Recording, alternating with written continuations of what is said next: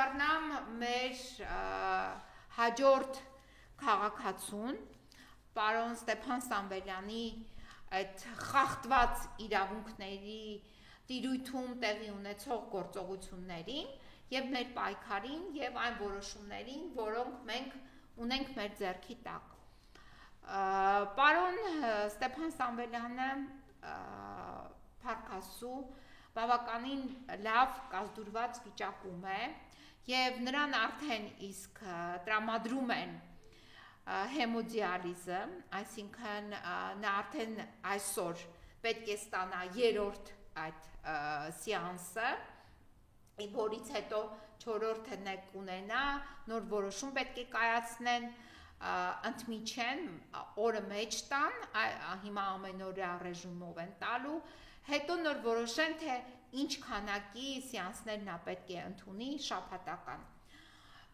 Եվ այս առումով կարող եմ ասել, որ անմիջապես այդ հեմոդիալիզի ընդունումից հետո ես իրեն տեսել եմ բավականին դրական առողջական վիճակում եւ բավականին տարբերվող դրական առողջական վիճակում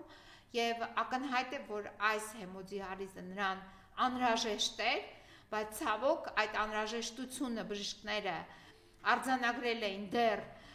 օգոստոսի 26-ին, բայց այդ օգոստոսի 26-ը շատ եմ ցավում, տեղափոխվեց մինչև հոկտեմբերի 26, այսինքն նոր սկսեցին այդ գործողությունը կատարել, այդ բժշկական միջամտությունը ցուցաբերել պարոն Սամվելյանին 2 ամիս անց, նրանից հետո, երբ Մարդու իրավունքների եվրոպական դատարանը ասեց, որ Հայաստանի Հանրապետությունը պարտավոր է բուժել պարոն Ստեփան Սամվելյանին եւ պարտավոր է իրականացնել դատաբժշկական փորձաքննություն կապված նրա համատեղելիությունը իր հիվանդություններով կալանքի հետ։ Հիմա շուտով այդ դատաբժշկական փորձաքննության պատասխանը նույնպես մենք կստանանք եւ պարոն Սամվելյանը կլինի ազատության մեջ լիարժեք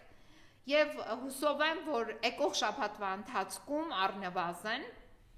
պարոն Սամվելյանը կլինի այստեղ այս աթոռին նստած, այս եթերից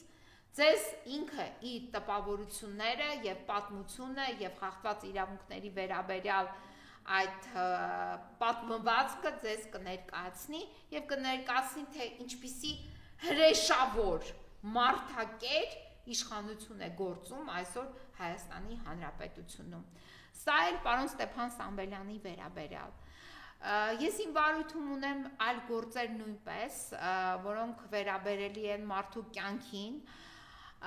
եւ կյանքի կորուստին այն պարագայում, երբ Հայաստանի Հանրապետության իշխանությունները պատշաճ կերպով չեն կազմակերպել բուժօգնությունը, այս մասին ես կխոսեմ հաջորդ անգամ,